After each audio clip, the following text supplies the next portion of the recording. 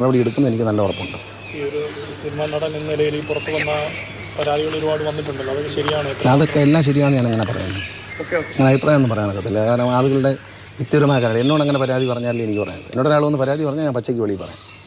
അപ്പോൾ അവർ നിയമ കമ്മീഷൻ പറഞ്ഞിട്ടുള്ള ആരാണെന്ന് അറിയാൻ വയ്യ. പറഞ്ഞിട്ടുണ്ടെങ്കിൽ അത് എന്താണെന്ന് അതിനെപ്പറ്റി എനിക്കറിയത്തില്ല. ഞാൻ കണ്ടില്ല, റിപ്പോർട്ട് ഞാൻ കണ്ടില്ല. പക്ഷേ ഏതാണ്ട് റിപ്പോർട്ട് വന്ന സ്ഥിതിക്ക് റിപ്പോർട്ടിൻ്റെ മേൽ നടപടി എടുക്കുമെന്ന് കൃത്യമായി ഗവൺമെൻറ് എടുക്കേണ്ട കാര്യങ്ങൾ.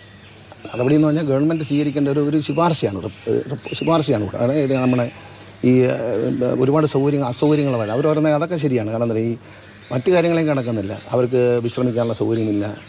വലിയ മേജർ ആർട്ടിസ്റ്റുകൾ മാത്രം ടോയ്ലറ്റ് വളരെ ബുദ്ധിമുട്ടാണ്. സ്ത്രീകളെ സംബന്ധിച്ച് വളരെ ബുദ്ധിമുട്ടുണ്ടാക്കുന്ന കാര്യമാണ് ഈ ടോയ്ലറ്റ് ഇല്ല എന്നുള്ള സംഭവമൊക്കെ. അതൊക്കെ പഠനം വിശാലം ഉടൻ തന്നെ നടപടി എടുക്കേണ്ടതാണ്. ഇതിന് മുമ്പേ എടുക്കേണ്ടതാണ്. കാരണം ഇത് ഒരു പരാതിയായിട്ട് ടി വിയിലെ പല ചർച്ചകളും പല ആർട്ടിസ്റ്റുകളും പറയുന്നുണ്ട്. സീനിയറായിട്ടുള്ള ചില നടികളുടെ കാരവൻ പോലും ഉപയോഗിക്കാൻ സമ്മതിക്കില്ല എന്നൊക്കെ. അക്കാര്യത്തിലൊക്കെ നേരത്തെ നടപടി എടുക്കേണ്ടതാണ്. കാരണം പ്രൊഡ്യൂസേഴ്സിൻ്റെ സംഘടന അതിനുള്ള അറേഞ്ച്മെൻറ്റ് ഉണ്ടാക്കി അവർക്കൊരു കോമൺ ഫെസിലിറ്റി ഉണ്ടാക്കി കൊടുക്കേണ്ടതാണ്. അത്തരം കാര്യങ്ങൾ വളരെ അതിന് മൊത്തത്തിലൊരു പഠനമാണ്. ആ പഠനത്തിൽ ചില കാര്യങ്ങൾ മാത്രം നമ്മൾ ഹൈലൈറ്റ് ചെയ്ത് കിടന്ന് ചടണ്ട. ഇന്ന് നടപ്പിലാക്കേണ്ട ഒരുപാട് കാര്യങ്ങളുണ്ട്. ഇതിനകത്ത് ആ നടപ്പിലാക്കേണ്ട കാര്യങ്ങൾ കൃത്യമായി നടപ്പിലാക്കണം. അത് നടപ്പിലാക്കുമെന്ന് മന്ത്രി പറഞ്ഞിട്ടുമുണ്ട്. അവസരങ്ങൾ ലഭിക്കാനായിട്ട് അതൊക്കെ പണ്ട് ഇത് വന്നിട്ടാണോ? പണ്ടും ഇത് കേട്ടിട്ടുണ്ടല്ലോ, ഇഷ്ടം പോലെ കേട്ടിട്ടുണ്ട്. ഇതുപോലുള്ള കഥകൾ നമ്മൾ പലതും കേട്ടു. നിങ്ങളും കേട്ടിട്ടില്ലേ? ഞാനും കേട്ടിട്ടില്ലേ? നാട്ടുകാർ കേട്ടിട്ടില്ലേ?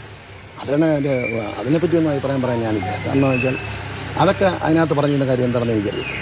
ആ കാര്യം മാത്രം നമ്മൾ അത്തരം കാര്യങ്ങൾ മാത്രം ഹൈലൈറ്റ് ചെയ്യാതെ പൊതുവിൽ ഗവൺമെൻറ് എന്തൊക്കെ നടപടി എടുക്കണമെന്നതിനെ പറ്റി പൊതുവിലെടുക്കുന്ന നടപടികളെ കുറിച്ചാണ് ബഹുമാനപ്പെട്ട ജസ്റ്റിസ് ഹേമ മാഡം ഇത്തരത്തിലൊരു നിർദ്ദേശം നൽകിയിരുന്നത്. ആ നിർദ്ദേശങ്ങൾ നടപ്പിലാക്കുന്ന മന്ത്രി പറഞ്ഞു കഴിഞ്ഞു. തീർച്ചയായിട്ടും നടപ്പിലാക്കും. മന്ത്രി അത് പഠിച്ചിട്ടുണ്ട്, അദ്ദേഹം അത് ചെയ്യും. എന്തിന്? അതൊക്കെ പിന്നത്തെ കാര്യങ്ങളില്ല. ഇപ്പം റിപ്പോർട്ടിന് മേൽ മാഡം തന്നിരിക്കുന്ന റിപ്പോർട്ടിൻ്റെ മേലിൽ എന്തൊക്കെ നടപടിയെടുക്കുന്നു സർക്കാരാണ് തീരുമാനിക്കുന്നത്. ഗണേഷ് കുമാറല്ല, ട്രാൻസ്പോർട്ട് മന്ത്രിയല്ല, നമ്മളാരുമല്ല. അത് തീരുമാനിക്കേണ്ടത് സാംസ്കാരിക വകുപ്പ് മന്ത്രിയാണ്. അദ്ദേഹം മുഖ്യമന്ത്രിയെ ആലോചിച്ച് വേണ്ട നടപടികൾ സ്വീകരിക്കും. അദ്ദേഹം പറഞ്ഞല്ലോ, വ്യക്തമായിട്ട് ഇന്ന് രാവിലെ ചാനലിലെല്ലാം പറഞ്ഞല്ലോ പത്രക്കാരൻ. എന്നോടാരും പരാതി പറഞ്ഞിട്ടില്ല. പറഞ്ഞിട്ടുണ്ടെങ്കിൽ എൻ്റെ സ്വഭാവത്തിനെ അപ്പം തന്നെ റിയാക്ട് ചെയ്യുകയും ചെയ്യും. പക്ഷെ പറഞ്ഞിട്ടില്ല എന്നുള്ളതാണ് യാഥാർത്ഥ്യം. എന്നോട് പറഞ്ഞാൽ ഞാൻ അതിൽ ഇടപെടും. അത്തരത്തിലൊരു പരാതിയാണ് പറഞ്ഞാൽ ഞാൻ ബന്ധപ്പെട്ടവരെ ഫോൺ വിളിക്കും.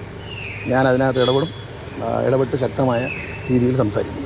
അതിന് ഒരു വിട്ടുവീഴ്ച ഇന്നോട് പറ്റിയിട്ടില്ല. അത് എല്ലാവർക്കും അറിയാം, എല്ലാ ആർട്ടിസ്റ്റിനും അറിയാം. പ്രത്യേകിച്ച് ഇങ്ങനെയുള്ള കാര്യങ്ങളൊന്നും എന്നോട് പറഞ്ഞിട്ടുണ്ടോ, ആര് പറഞ്ഞു എന്നൊക്കെ ചോദിച്ചാൽ ഒക്കത്തില്ല. പറഞ്ഞിട്ടുണ്ടെങ്കിൽ അതിൽ ആക്ഷൻ എടുത്തിരിക്കും. അതാണ് നമ്മുടെ സ്വഭാവം. അതുകൊണ്ടൊക്കെയാണ് സിനിമയിൽ വലിയ അവസരങ്ങളില്ലാത്തത്.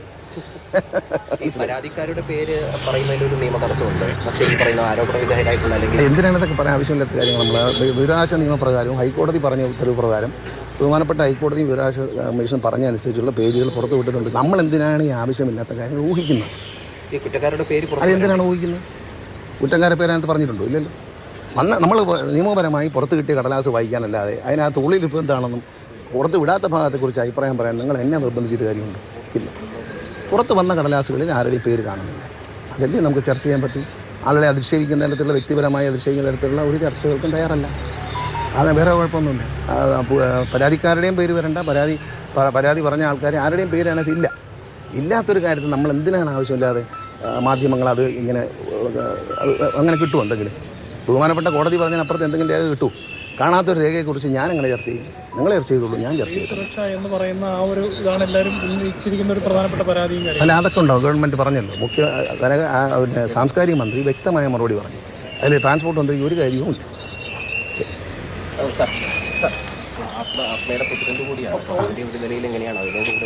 അല്ല, അതിനകത്ത് ആത്മീയങ്ങളുടെ പ്രശ്നങ്ങളൊന്നും കാണുന്നില്ല. ഇവിടെ സ്ത്രീകളുടെ സംരക്ഷണത്തിന് ആവശ്യമായുള്ള കമ്മിറ്റികളും കാര്യങ്ങളൊക്കെ എല്ലാ സെറ്റിലും ചെയ്തിട്ടുണ്ട്. കഴിഞ്ഞതിൻ്റെ മുമ്പിലത്തെ ആഴ്ച ഞാൻ പ്രൊഡ്യൂസേഴ്സ് സംഘടനയുമായിട്ടും മലയാളം ടെലിവിഷൻ ഫെറ്റേണിറ്റിക്കാരുമായിട്ടും പ്രൊഡ്യൂസർമാരുടെ സംഘടനയാണ് എൻ്റെ ആത്മയുടെ നേതാക്കളുണ്ട്. ഞാനിരുന്ന് സംസാരിച്ചിട്ടുണ്ട്. എല്ലായിടത്തും ഉണ്ടോ അത്തരത്തിൽ പ്രശ്നങ്ങളുണ്ടോ എന്നൊക്കെ. അപ്പോൾ ഈ പത്രത്തിലൊക്കെ കണ്ട് 2 നടികൾ തമ്മിൽ ഒരു ക്ലാഷ് ഉണ്ടായിരുന്നു. ആ കാര്യമൊക്കെ ഞാൻ സംസാരിച്ചു. എന്താണ് കാര്യം എന്നൊക്കെ ഞാൻ അതിൻ്റെ പ്രൊഡ്യൂസറേയും മിക്കവാറും അതിൻ്റെ നേതാക്കളെല്ലാവരും ഉണ്ടായിരുന്നു. ഞങ്ങൾ യോഗം ചേരുകയും അതിൽ ഞാൻ ഷെയർ ചെയ്യുകയും ചെയ്തിട്ടുണ്ട്. ഞാൻ പങ്കെടുത്തിട്ടുണ്ട്. അങ്ങനെയൊന്നും ഉണ്ടാകാൻ പാടില്ല എന്നുള്ള കാര്യത്തിൽ ഞങ്ങൾക്ക് പരാതി എന്നാൽ ഞങ്ങൾ ആക്ഷൻ എടുക്കും. സിനിമയിൽ ഒരു ശുദ്ധികളെ ആവശ്യമുണ്ടോ? അല്ല, അതിപ്പോൾ ഞാൻ പറയുന്നത് എങ്ങനെ? ഞാൻ ഇപ്പോൾ സിനിമയിൽ അത്ര ആളല്ലല്ലോ.